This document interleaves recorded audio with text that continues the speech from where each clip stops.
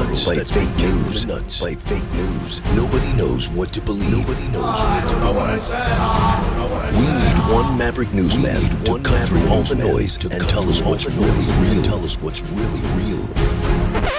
I'm not that guy. Hello and welcome back to Really Real with Richie Redding. I'm Richie Redding, and I'm excited to be back in front of the camera. I'm excited to be not in Tennessee anymore. It's great being back on stage. It's all the things, and we also have a fun little episode that's filled with all kinds of weird shit. There's been a bizarre couple weeks as I've been away. I'm gonna have to keep it down to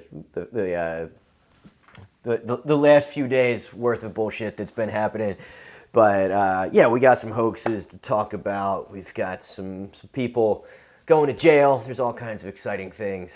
And but first and foremost, I have to just check in. Bobby, it has been a long time since I've seen you, sir. It's been weeks upon weeks. We took off because you and Twiz unionized. You shouldn't have let me unionize with Twiz. I explained to him how liberalism works. Sons of bitches. I had a perfectly good Nigerian assistant. Next thing you know, he's talking about fucking mandatory breaks. What are you doing to me? We're going to work 32 hours a week, but you're going to pay us for 48. Yeah, sounds good. Yeah. But yeah, dude, the vacation, it was vacation / meeting with the parents, and first and foremost, have to recognize that it really made me realize how much the thing that I always say is true, which is that New York is not America. I think that the greatest evidence of that ever was that when New York got attacked, no New Yorkers went, Americans went. But also, like, if you have any kind of lack of self-confidence in yourself, you need to go to the Great American South, and you will feel way better about yourself. If you think you've gained a few pounds, no, you haven't. You absolutely have not gained any weight. But yeah, one of the highlights of the eating experiences that we had was a place called Preachers, and it's a church 3 days a week and a barbecue restaurant another 3 days a week. And the guy, it's literally like the preacher is the dude who cooks and serves the food. And it's like, it's $12 for 2 people worth of like a 1-person platter. Just amazing barbecue. But one of the greater shit-talking, it was a humble brag. It wasn't a shit-talk at all. Lisa was asking, like, what's this, what's that? Like, she's that person that asks too many questions and tries to get the server to make her decision for her. But we're at the window, and she asked about something, and guy goes, if you don't like it, you can bring it back. And she asked about something else. He goes, if you don't like it, you can bring it back.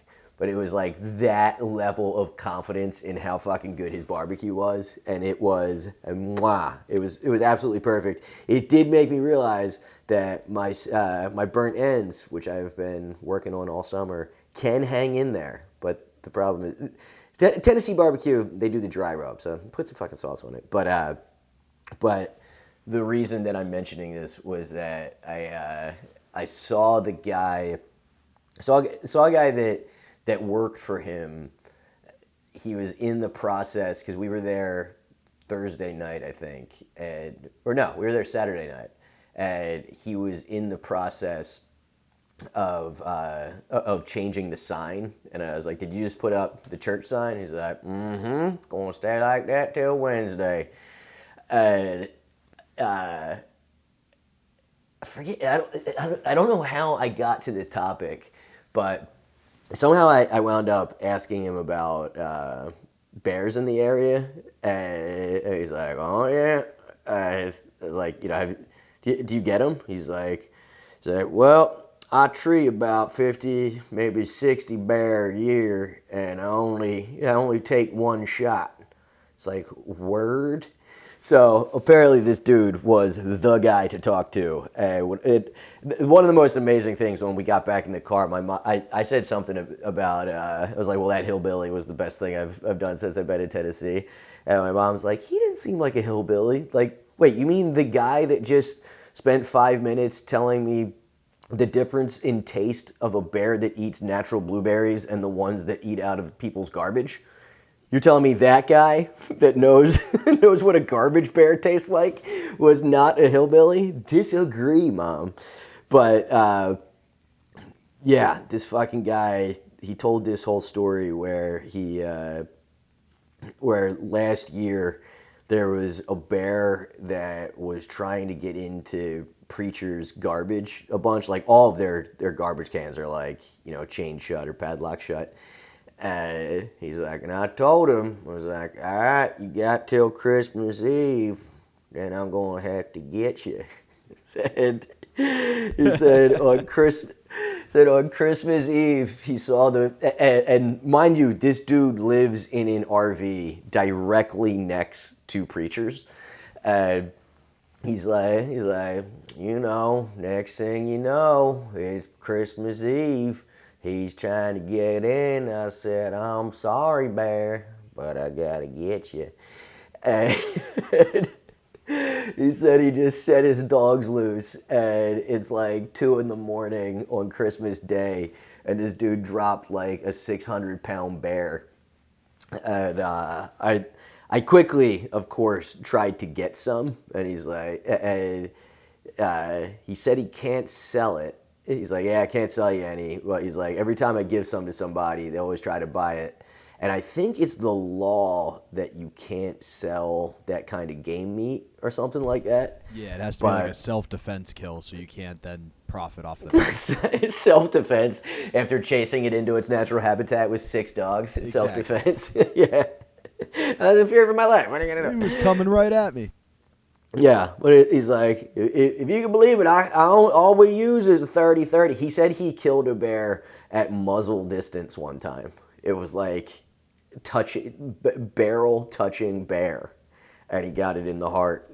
Like, fuck me, dude. I am not built for that shit. But did he also fix the crack in the Liberty Bell? What? Did he wrestle the bear when he was 3? It sounds like he met Davy Crockett at this barbecue, Richie. I mean, if Davy Crockett looked like he did 15 years for having an illegal meth lab in his previous RV, then yes. Like that. Yeah, no, this guy was he was preacher's assistant, but he's my kind of Christian. I feel like he's not the kind that started off in church necessarily. You know what I mean? Yeah. Or if he did, he didn't stay there the whole time. There was definitely a little hiatus from the good Lord before this guy started doing good works again. He was a Saul at one point, became a Paul. I got you. Yeah, dude. He said that he gets kids out. When I asked, I was like, "What do you do with the with the other 50 or 60 bear?" That's what he said. Yeah, when we get about 50, 60 bear. I was like, what do you do with them? He's like, oh well, we get the youngins out as young as 5 or 6, and it's good for them to get their first shot. So that's how Tennessee this dude is. He's getting 5-year-olds lined up under a gun to take a shot at a bear. Yeah, that was wild. But so this part was crazy. That when I was asking him about about getting some of the meat, he was like, and said he couldn't sell me any. I was like, so how do you make it, by the way? He's like, I smoke it. And I was like, where do you make it? And he couldn't say it, but he just looks over at the restaurant. So they had these enormous fucking huge smokers in the back. So this dude must be putting half a bear in each side. And he also said that they had the state record. It was 900 and something pounds. It took 6 guys 16 hours with RVs to get this fucking thing out of the woods. Woo! That's a lot different than hunting in New Jersey, boy. Yeah. A fun part of, or a weird part of Tennessee's laws is that you can openly carry without a permit, but you can't. But a concealed permit is like you have to get the license and get certified and the check and all that. Does that seem weird? I don't know if it's weird or if I love it. I love it, to be honest with you. Like, if you have a gun, we should all know you have a gun. It should be a lot harder for you to hide the fact you have a gun. Yeah, I think there's something to be said of let's put our cards on the table. Right? Exactly. Yeah. It's something there's something kind of chivalrous about it, that it's like the knight walking around with the sword. It's not some little concealed thing. He doesn't have it down his pant leg or something. Exactly. Yeah. What, is that knight limping? No. Why don't you go ask You'll him? find out. Yeah, my buddy that spent a lot of time in the Middle East said that Bedouins are like the most gangsta dudes. Bedouins or Berbers? I think it's Bedouins. That it's the guys that are the falconers in the Middle East, but they travel with the curvy sword. They have a scimitar on them at all time, and he said you would be in a crowded place in Riyadh, and like a marketplace type thing, and that shit just parts like the Red Sea when when a Bedouin is coming through, because they're first of all, it's some scary desert dude that looks like he's straight out of fucking Star Wars coming through with a 2-foot tall hawk or falcon on his shoulder. That's going to get your attention. But the real problem with those guys, it's as close to the Hell's Angels code as possible. I think we talked about that before. That the thing that was so scary about the Hell's Angels is that their code was that if one of them fights, they all fight, and if you're not a part of the fight, then the gang stomps you. Right? Oh, shit. Yeah, it caused some real ruckus back in the day. but for the Bedouins, their code is that if they draw their sword, there must be blood. Oh, right? no. So if it goes there, if it gets to the point that a Bedouin is pissed off enough that he draws, gotta cut you. Them's the rules.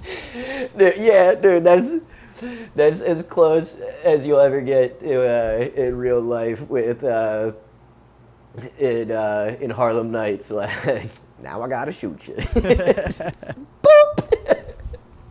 Man, that's crazy. And the good news is it's easier to be a falconer in the Middle East.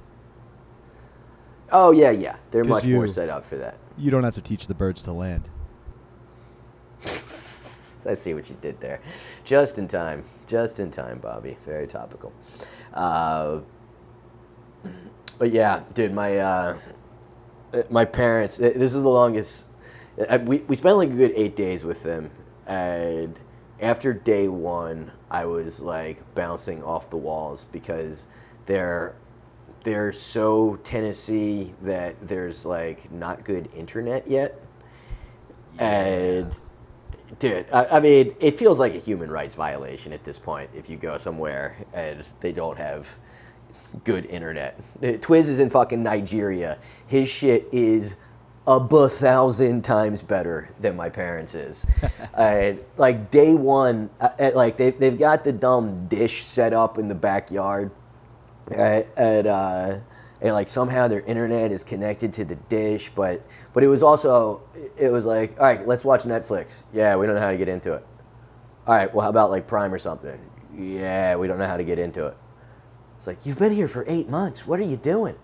So like day 2 through 3 was trying to get them like signed into everything, and there was like a 16 button combination to get the Dish Network to work. I'm just fucking losing it, dude. Like, there's no way you should have to turn this on, off, go into menus, go into options, all this kind of shit. And then they actually get it working, and at best, Bobby, it was 180p. Like The slowest. yeah, because no, I mean the actual pixels per frame. Like, if 1080 looks okay, 720 is like what works on your phone. It was a quarter of that. And we were watching some documentary on HBO, and I finally was just like, I can't see any faces. And my dad goes, well, how do you know it's not just like, you know, the way they filmed it? I was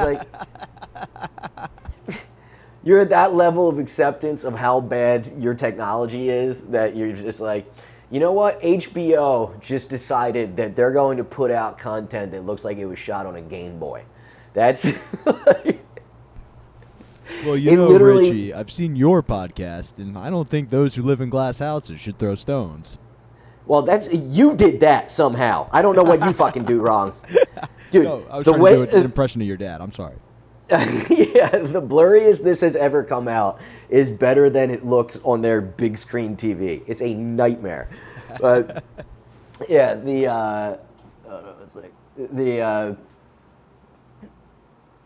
so finally we wind up with. So okay, well, put a pin in that for a second. So my dad has somehow reached the state of his retirement, and he's only been retired for a couple of years. But first of all, he's nonstop just in the garage and building things, like, you know, like building up the garage. They had shelves all along, like inside and outside, that they have high ceilings that like probably 14 feet high, the top shelf, and it's filled with shit. And I was just like, dude, this is giving me so much anxiety, just like having stuff that high over my head at all. But also, you're 73, you plan to live here for the rest of your life, and you're gonna have to stand on the top of a 10-foot ladder, on the top, the top of the A of a 10-foot ladder to get your suitcase down. Like, dude, this is untenable, right? So part of what we were doing was like, or what I was doing while I was there was like helping with that. You're never too old to be your dad's slave worker, right? Like, his nickname for me is Rusty. That it always used to, like, Rusty from American Vacation, or that, you know, just like all the vacation movies. Like, Rusty, go get the wrench. The peak Rusty, when I finally decided that it was like time to start making some boundaries, was that in their previous house on the river, they put on an addition so that what used to be outside was covered by a deck, right? Yeah. And so the whole crawl space also got extended out to the kitchen. Yeah, it was what used to be outside was now the kitchen. To turn the water on and off, you had to get on one of those like mechanic sled thingies. You know what I mean? The rolling carts But- that you get under cars. Yeah, but you had to go on your belly and just spider crawl this thing under the house and like right here is just cobwebs and shit. So you're just going face first into these cobwebs just to turn off the water to the outside so the sprinklers would shut off and not freeze up. At like 35, after 10 years of turning that shit on and off, it was just like, no, you get, this is why God made Mexicans. Let's get somebody else under this fucking house. That is not me. But my dad has somehow reached the point in his retirement, very early in it, that his hobby is chasing you around with a broom or a Swiffer and picking up everything behind you. Just it's like what's the Olympic event, curling? It's just, you're walking around and it's like the dude just clearing the way for the ice, but it's like directly behind you. It's like he's trying to pick up DNA evidence. And so that, and also he gets that from my grandfather, so that could be the future that I face, which is fucking terrifying. If I'm just gonna be the fucking hardwood floor vigilante, like if you see the sweat marks from somebody's bare foot on it. But so I'm helping him. Lisa's helping my mom, and she's trying to get her into her accounts. And the origin of all this was that in order to get good internet, they have to sign up for Starlink, and so she tried to sign up for Starlink, but then she has to confirm confirm the email, and she can't get into her email because her confirmation for the email, or her her two-factor authentication, is her previous email that she's also locked out of. Dude, her email address, it's something like Betty Reddy 125, and it's not because there's 125 Betty Reddings. It's because she's burned every one of those email addresses and can't get into it. Like, it's a nightmare. and she puts these. Part of it is that she's always putting on some kind of password that the NSA couldn't crack. It's always some biblical verse.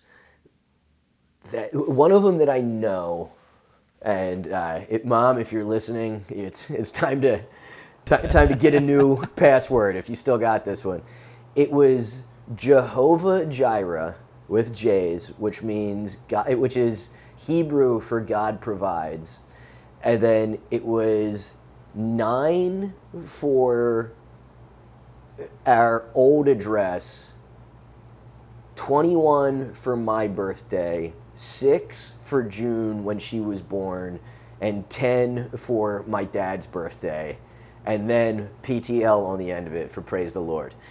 Dude, that's with caps going all over the place and shit too, right? And she doesn't want to save it in her phone in case her phone gets hacked because Russians. And like, dude, Nice. she's the most unblackmailable woman on the planet. Like, if somebody got into her phone or into her computer, it's nothing but church pictures. Like, that's the whole thing. It's just church lady shit and maybe some like forwarded good luck prayer memes or some shit like that. But You don't understand, Richie. So, Every day the devil's trying to hack your jitterbug. absolutely. The jitterbug is hilarious. So so she has always put these impossible passwords on a piece of paper, right? A loose piece of paper, and then inevitably that piece of paper hits the floor and my dad Zambonis it out of existence within 5 seconds of it landing. And the whole fucking circus starts to go back around. It just, oh my God, dude. So Lisa, to her credit and her undying patience, she paid some dude to like help her get into, like she found, it was like an answers.com type shit, and spent hours on the phone with Comcast and actually got back in somehow. So hopefully by Christmas they are going to have Starlink. Oh my God, if they don't, we'll lose my shit. Anyway, I went way too far into that when what we could have been talking about this whole time was Danny Masterson raping a chick. You know, meat and potatoes, really real. Have you been following that at all, Bobby? Oh yeah, big time. Dude, yeah, 30 years. I mean, I think the thing that most stands out about this whole case is that if you are a celebrity and a scumbag, don't walk, run to join Scientology. Like, no, dude, I mean, it's royal family level protection that they get for their scumbaggery, these guys. It's really wild. That, so how far down, I didn't go like too far into it, but did you like read the things from the impact statements and stuff? Yeah, that's what I kind of got into, like the language found within the Kutcher and Kunis statement that they made on his behalf that was very Scientology, almost identical, was the main thing I was getting into. Oh, I didn't even know that. I just, to me, the shit that stood out was that, like, so the way that he got away with it for so long was that all three of the girls were that were his accusers were also Scientologists, and like they became basically like enemies of Scientology, but they used the whole thing against them. And like I mean, one of the most glaring things was that when he raped the one girl without a condom, she was like freaking out and was like, you know, do you have any STDs? And he goes, diseases are in your mind. Dude. Wow. Yeah, it's seriously like just so incredibly fucked up. And so like they were trying to not they were trying to come forward, but they took it to the church first. And here's one of the things she recalled confiding. This is after he anally raped her. She recalled confiding in a Church of Scientology ethics officer afterwards, who she said forced her to make peace with what happened and made her complete an ethics program where she says she was taught she was responsible for the alleged crime. My understanding my entire life was that you can never be a victim, no matter what condition you find yourself in life. No matter how horrible, you are responsible. You created that. So, yeah. And then she tried to come forward, or when she did come forward, she reported that only to the ethics officer, and was told that it would make her a suppressive person that would be guilty of high crime. And the suppressive person thing is like that's their terminology for an enemy of Scientology. And I've got a buddy who his mom was in the Leah Remini thing. Was that the HBO one? It was Going Clear. Yeah. The one that was based on the book by the investigative journalist. She was in that because she used to be she was John Travolta's PR agent, like, 40 fucking years ago. And she left Scientology with her kids.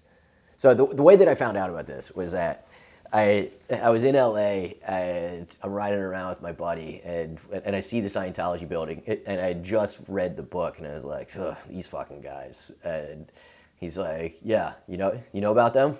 I was like, yeah. And I told him I read the book. He's like, yeah, you know the part where there's the woman who left because her husband wouldn't let her get medical attention for babies, and he ripped IV needles out of the kid's arm. I was like, yeah. He goes, that was me. Like, holy shit. Damn. And I used to stay with this dude, like, you know, for pilot season and shit, and they had such an, like, over 30 years they had such a long harassment program against them that, so like they had the mom had gotten work done before on the house and it was taking forever, and it turned out that the guy was a Scientologist spy and had planted fucking listening devices and shit in the house and was deliberately just billing her for work that he didn't do to try to make her go broke. And so like we were sitting, and the way that like that all that shit came about was that we were sitting in his apartment one day and there's a knock on the door and somebody's like, hey, we'd like to see inside. We're with we're with TBS production and we're interested in possibly using your location as, you know, as like a filming, or your apartment as a filming location. And he acted like the barbarians were at the gate, and he like completely freaked out and demanded ID from them and like wanted an email from somebody that was from TBS, and I'm sitting there like, holy shit. And it actually all came through, and they wound up getting cash ducats. It was just found money. It was a bunch of money that they're like super psyched about. And then the episode finally hits, and the apartment was the character who's playing a crackhead. And it was their rock bottom crack house apartment. And it's this dude's actual house. And he told everybody, he's like, dude, I can't wait to see my place tonight. And they see it. And it's like, oh. God damn. It ain't nice. They basically just drove around Burbank and they're like, that looks like a shithole. And then they got the most paranoid reaction. Because also think about that. They were probably looking for a place that looked like it was a tweaker pad. And then they show up and then this guy is totally acting like a tweaker. Like they're fucking feds trying to come in. But yeah, the Masterson shit is pretty fucking sick, dude. And one of the things that I read that first chick, the first one to come forward, she had agreed to not press charges, so that, you know, basically for the sake of Scientology or whatever, and that they were going to have a conversation to clear the air, and she was going to be able to tell him, you know, how he hurt her and tell him, you know, basically give him the impact statement, and he was supposed to apologize. And him and his friend just sat there making faces and giggling and fucking be like, okay, I'm really sorry. I can't say those words on camera. Good try, internet. Good try. I just looked up at myself like, no. You know the words. You know the words.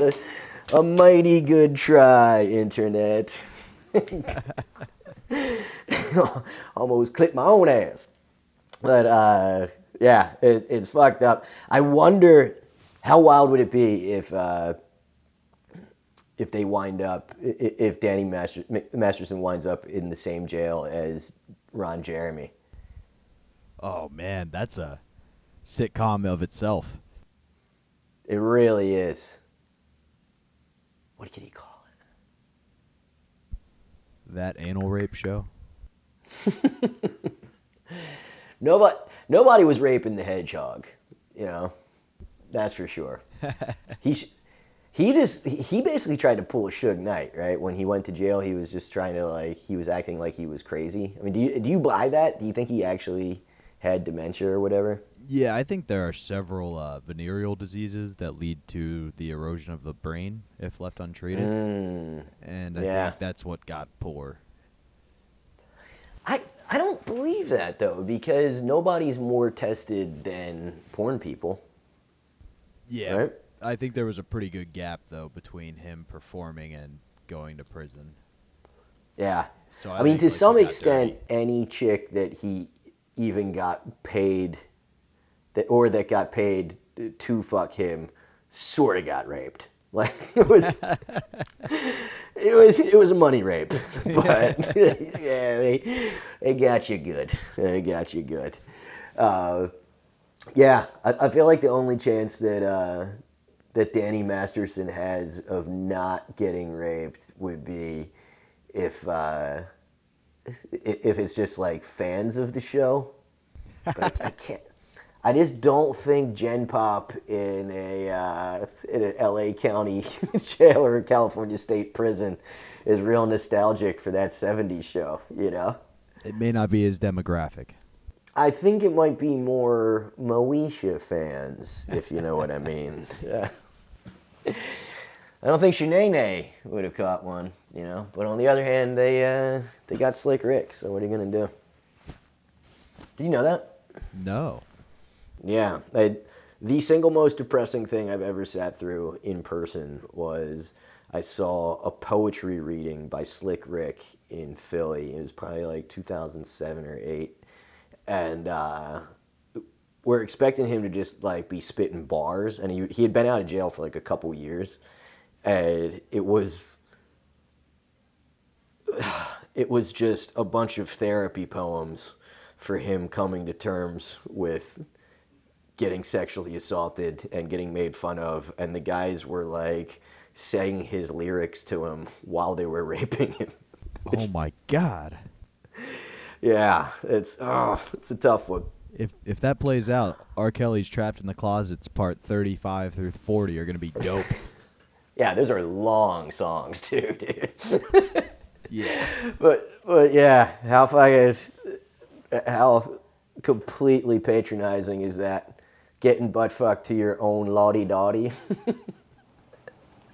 Oh no. And all those songs A were mirror, made about mirror fucking. on the wall. Who's got the biggest dick in your jaws? It's a tough one. It's a real tough one.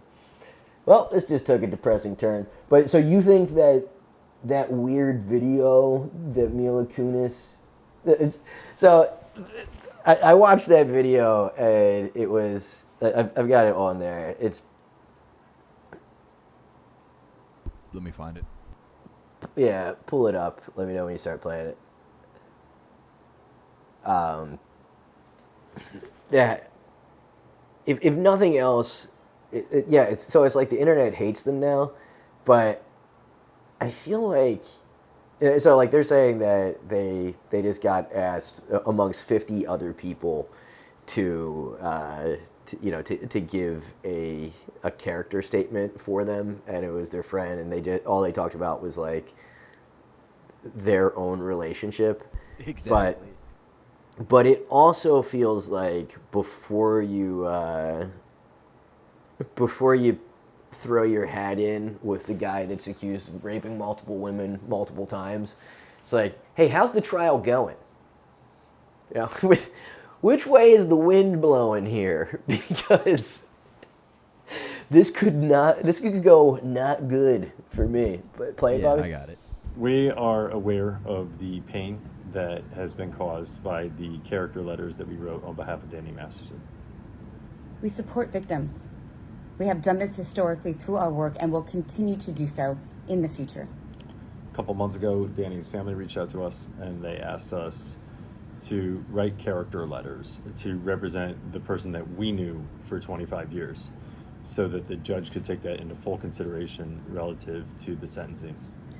The letters were not written to question the legitimacy of the judicial system or the validity of the jury's ruling. They were intended for the judge to read, and not to undermine the testimony of the victims or re-traumatize them in any way. We would never want to do that. And we also didn't know you guys would all find out about this. Most importantly, we thought this was between us. Yeah, what happened to confidentiality? What part of Dear Judge made you think that we wanted these fucking things all over the internet? But yeah, so that, and then like some other shit, like, you know, people are just trying to find a way to like to pile on them. And there was something from 2002, an interview with Rosie O'Donnell, that she said that she thought that the first time they kissed on camera, it was her real life first kiss, and she was 14 and he was 19, and that Danny bet Ashton $10 to French her. And, oh no!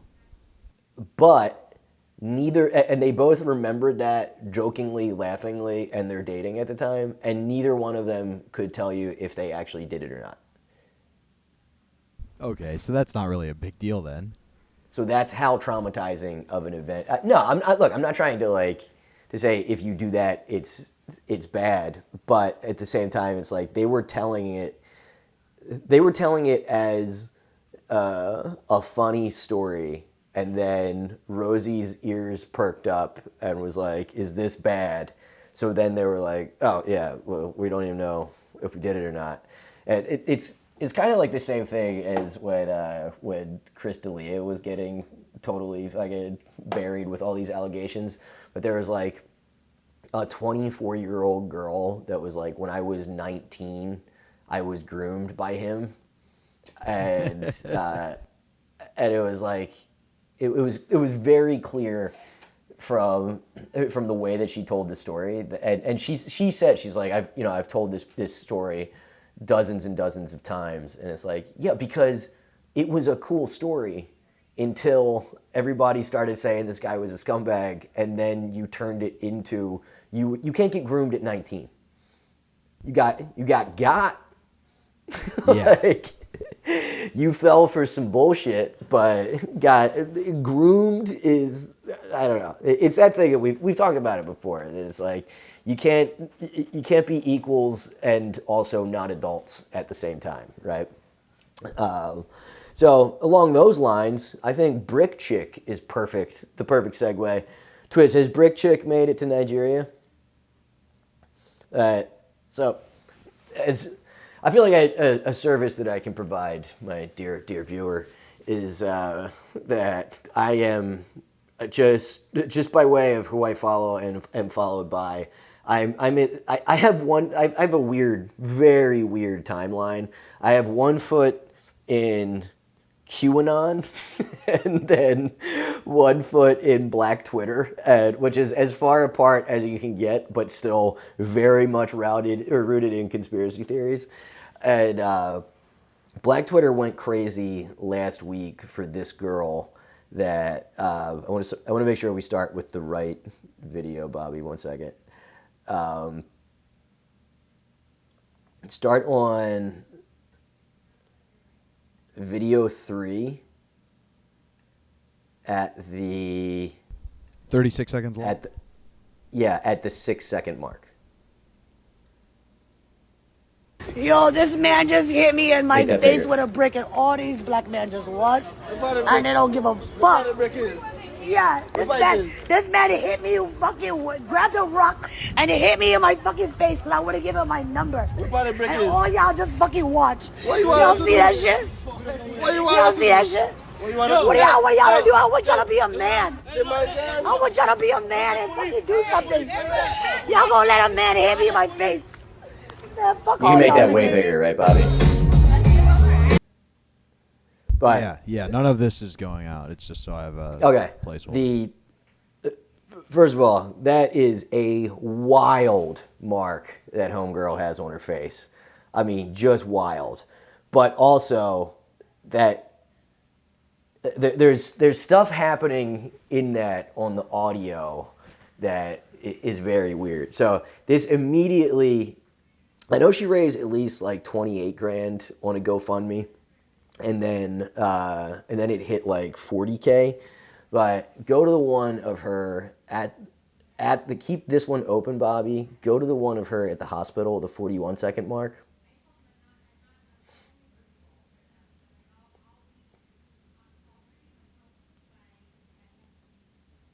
Bobby, if you would.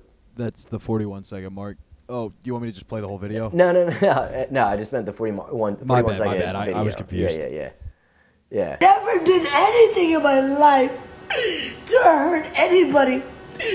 Literally, a man asked me for my number. I said no, and he picked up a brick in front of so many men and was like, "What you gonna do?" And I told all these men, like, "Yo, why this man got a brick on my face?"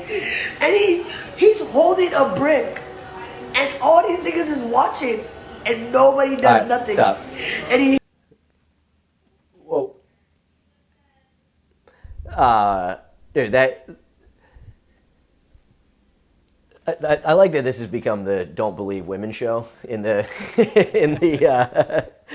in the spirit of, what was the chick Brianna that got was that her name, the one that kidnapped herself?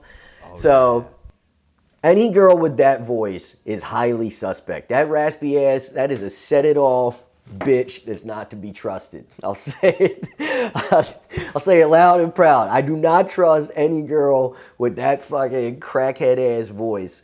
But yeah, so she keeps going on and on about how she ain't never done nothing. Go to the one marked slap, if you would. Bobby? If you would, Bobby. Yep. You ever fuck with Brianna Taylor ever? You ever fuck with Brianna Taylor ever again? Wait for it. And twerk. Damn. If there's any privilege greater than girl privilege, I don't know what it is. Right? She said, I think she said there, if you ever say the fucking N-word again. Like, she just, I mean, clearly she had somebody say, she went, watch this, and just goes up to this guy. Where's him saying the N-word, right? Just goes up and fucking slaps him. Assume this is in the middle of BLM shit. He's probably at a fucking BLM protest.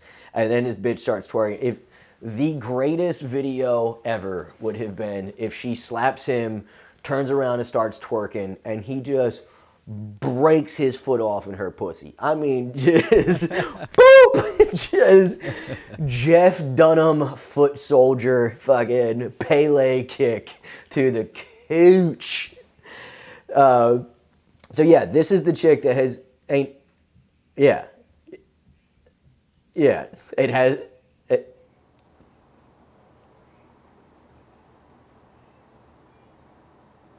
Yeah, I got you. Hold on, Twist. So yeah, there's so many videos of her just going up and slapping some random white guy, and she's like, "This is for your privilege." Slap, twerk, twerk, twerk, twerk, twerk. So this is the same bitch that doesn't know what she's ever done to anybody, and then go to dude was there. It's on TikTok, so you're gonna have to like blow it way up. Who was there that did not help her when she was getting hit with the brick, right? I feel like people need to know the whole story before they start commenting and say things they don't understand or they don't know. You guys don't even remember who you guys are trying to defend, who you guys are trying to speak up for. This is the same woman that was going around smacking white people in the streets. She's not innocent. She was actually taunting the guy to hit her. Taunting. Why would I go defend somebody that's actually looking for trouble? This woman, Stop. she is literally... Yeah, so go back to the original video just to listen to the audio for a second. So that guy, so that one is funny that guy puts himself there, but it's not even clear if he actually was, right? But listen to what, like he could have just been a guy that did a bunch of research on her, but listen to the guys when she's saying what.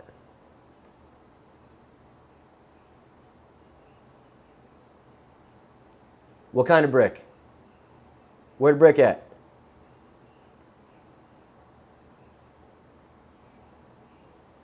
What part of the brick is it? What'd he look like?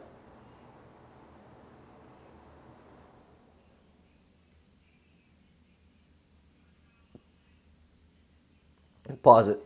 Yeah, that guy goes, what'd he look like? What part of the brick was it?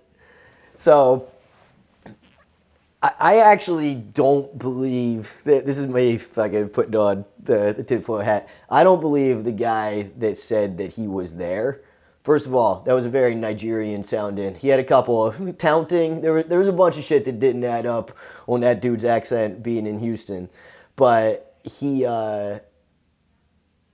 but what are the odds? So she says, because neither one of their shits add up, because she says, y'all are just going to sit there and watch me get hit in the face with a brick. He says, you're taunting this guy who's got a brick because he didn't give you his number. In what world in 2023 is there not, if there's bystanders standing around doing nothing that don't have their phones out filming this shit? Exactly. Right? How is there not a single fucking angle of the bitch taunts dude with brick, right? Like, there's no way that's not going to be like that. I mean, first of all, if this thing's viral, could you imagine how fucking viral her getting slapped upside the face with a brick would have been? Dude, if he swam across a cruise ship to hit her with the brick. And then a fucking a chair. So here's the best part of the whole thing. Just pull up that graphic that I've got there, underneath of both of them. You see me? Yep, it's there. Yeah. Update. This fucking SIRI. I said her name. Oh no. Update. This woman completely scammed everyone who donated to her GoFundMe page. $40,000 to date. Here's the latest. The owner of the establishment looked at the footage and saw no evidence of a woman getting hit. She did not file a police report. Several people who work in the medical field have stated that her injuries are consistent with someone having an allergic reaction to something. This truly was disgusting, but this woman played social media. Dude. Hashtag brick lady. Hashtag scam. Dude. The fact that you can be brick lady for life is so fucking funny. If she only gets 40, if 40 grand is where it caps off, but this bitch is just known as brick lady for the rest of her life, it might be worth her getting over on all those people. But also, dude, go back to the original one where she like turns her face the first time. That if it is an allergic reaction, it really looks like an allergic reaction to a brick. Like that's like maybe the brick like had poison ivy on it. And she just caught the secondary effects. Oh, dude, so fucking that is really a hilarious shape that her face is taking. Yeah, somebody posted, glad this bitch got a factory reset.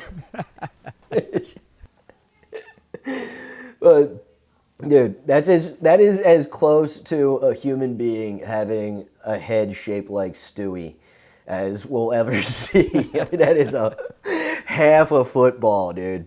So fucking funny. But when I first went to start researching this shit, I put in the words lady hit with. And man, can you put that in your own clean browser, Bobby? Lady hit with, and see what comes up. It's wild. I got lady hit with, mine was lady hit with brick, lady hit with brick lied, lady hit with brick fake, lady hit with meteorite, Shit. lady hit with folding chair. So, look, you know I've got a responsibility. So, you bet your sweet ass your boy went straight to lady hit with meteorite. And pull that shit up. It's the Smithsonian one. Can you see the picture of this broad? Now you can. Dude. I mean, in the spirit of Forrest Gump, talk about $1 million wound, but the government must keep all that money. Oh, definitely. She got nicked by a meteorite. But this is wild. On November 30th, 1954, Ann Hodges experienced a rude awakening. As the 34-year-old lay napping cozily under quilts on the sofa in her Alabama home, she awoke with a jolt as she became the only human being known to have suffered an injury after being struck by a meteorite. The approximately 8.5-pound, 4.5 billion year old interplanetary traveler shot like a bullet through her Sylacauga house's roof at 2:46 p.m. It banged onto her large radio console and bounced onto her body, causing a large bruise on the left side. You have a better chance of getting hit by a tornado and a bolt of lightning and a hurricane all at the same time, a Florida State College astronomer said. There's got to be a better way to measure the odds. It's hilarious. One piece hit Hodges and others landed a few miles away. The second meteorite can be found in the Smithsonian's Museum of Natural History. Moving at 200 kilometers per hour, the meteor lit up the sky in parts of Alabama and Georgia. But fuck, dude.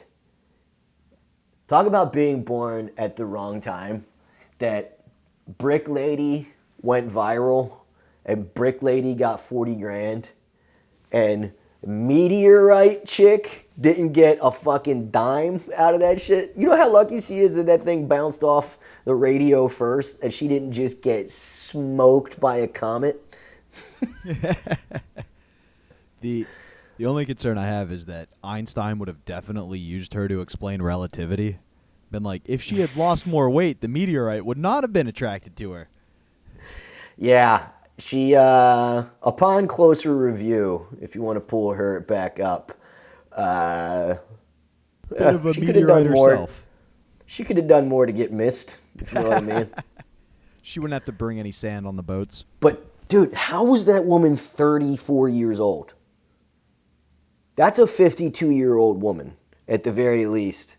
Not only did God play the joke on her of hitting her with a meteorite, he also made her a fat girl with little titties. I mean, if that's not... And then hit her with a meteorite so we could count the rings and know she's lying about being 34.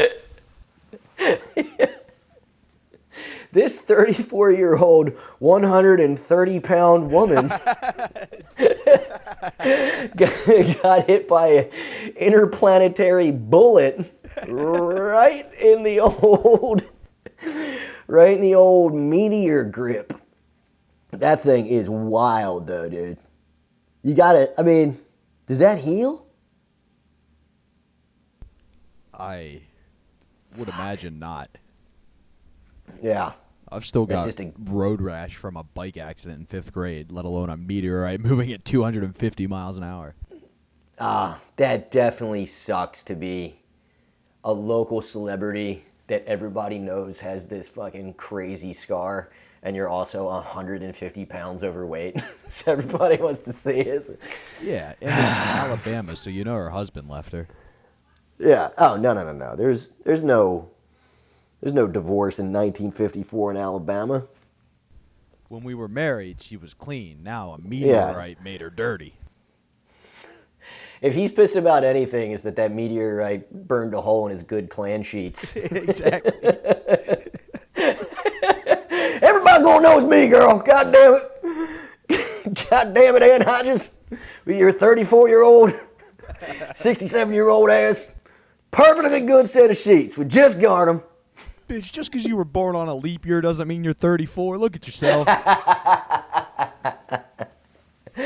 Well, Bobby, I hate to give you the laugh line that takes us out, but that's what just happened. Sometimes you got to share the floor, brother. It's a pleasure having you with me. Guys, this was so fun to be back. I, per usual, covered a solid half of what I put on this. Why do I always put so much preparation into this shit, Bobby? But that is neither here nor there for you, faithful one listener. Thank you so much. Please subscribe. Please share. Tell somebody. Tell everybody. Go ahead. Tell everybody you know. Smash that subscribe button. Hit share. Hit like. Really appreciate you guys. And I'm Richie Redding, and that's really real. In a world that's been kicked in the nuts by fake news, nobody knows what to believe. I don't know what I said. We need one Maverick newsman to cut through all the noise and tell us what's really real. I'm not that guy.